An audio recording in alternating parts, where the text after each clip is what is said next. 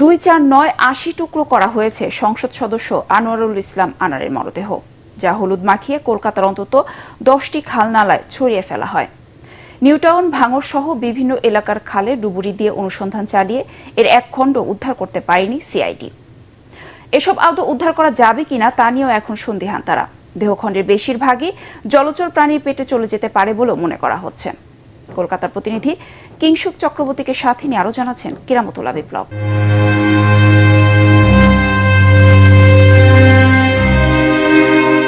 13ই মে হত্যার পর ট্রলি ও পলিব্যাগে ভরে এভাবেই নিউটাউনের ফ্ল্যাট থেকে বের করা হয়েছিল আনোয়ারুল আজিমের হাড় মাংস, যা কলকাতার বিভিন্ন স্থানে ছড়িয়ে ছিটিয়ে ফেলার দায়িত্বে ছিলেন কসাই জিহাদ।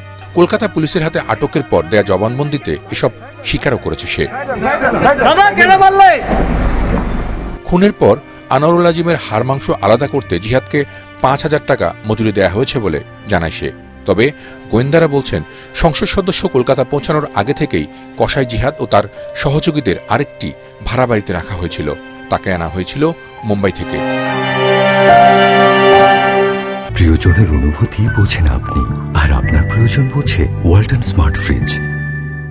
শুক্রবার বারাসাত আদালত থেকে কসাই জিহাদকে 12 দিনের রিমান্ডে নিয়েছে পুলিশ। আগামী কয়েকদিন তার দেয়া তথ্য থেকেই এই হত্যাকাণ্ডের মূল রহস্য উদ্ঘাটন হতে পারে বলেও মনে করছে তারা। আসামিকে সিআইডি 14 দিনের পুলিশ কাস্টডি চেয়েছিল, অ্যালাউ করা হয়েছে 12 দিন। 12 দিন বাদে ওকে আবার আনা হবে। এই 12 দিনে ওর কাছ থেকে কি পাওয়া গেল বা ওই ঘটনায় আর কারা কারা যুক্ত, কি মাল সিজ হলো, রিকভারি হলো, সেই সবটাই পাওয়া যাবে, কিছুটাই অনেকটাই পাওয়া যাবে 12 দিনের মধ্যে। এদিকে চাঞ্চল্যকর এই হত্যার ঘটনা লোকসভা নির্বাচনের মধ্যে রাজনৈতিক উত্তাপ ছড়িয়েছে পশ্চিমবঙ্গ জুড়ে। কলকাতায় আইনশৃঙ্খলা পরিস্থিতির এমন অবস্থার জন্য তৃণমূলকে দুষছে বিজেপি। আমাদের নিউটাউনের অভিজাত একটা আবাসনের মধ্যে তাকে এভাবে খুন করা হলো। এবং আরো আশ্চর্যের বিষয় যে বিভিন্ন ধরনের আবাসনে বা বিভিন্ন জায়গায় কি করে ফরেন ন্যাশনালরা বাড়ি ভাড়া পেয়ে যাচ্ছেন, সেটাও কিন্তু পশ্চিমবঙ্গের একটা বিষয়টা খতিয়ে দেখা দরকার। আসলে এই রাজ্যে কার্যত ইন্টেলিজেন্স বলে কিছু নেই। চিকিৎসার কথা বলে গত 12ই মে কলকাতায় যান ঝিনাইদহ 4 আসনের সংসদ সদস্য আনোয়ারুল আজিম।